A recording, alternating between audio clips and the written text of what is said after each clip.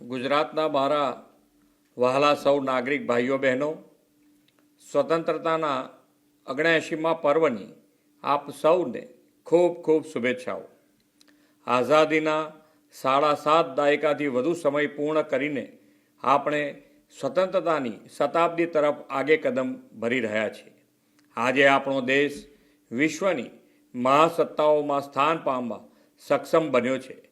વૈશ્વિક વિકાસની હરણફાળ ભરી રહ્યો છે. તેના પાયામાં પોતાના લોહી પરસેવાથી આઝાદીનું વટવૃક્ષ સિંચનાર ક્રાંતિવીરો, સ્વતંત્ર સેનાનીઓ અને રાષ્ટ્રપુરુષોના ત્યાગ, તપસ્યા અને બલિદાન પડેલા છે. ભારત માતાને વિદેશી શાસનમાંથી મુક્તિ અપાવવા વર્ષોના વર્ષો સંઘર્ષ કરીને બ્રિટિશરોની લાઠી ગોળી ખાનારા એ સૌ પુણ્યાત્માઓને આજે નતમસ્તક વંદન કરવાનો પણ અવસર છે.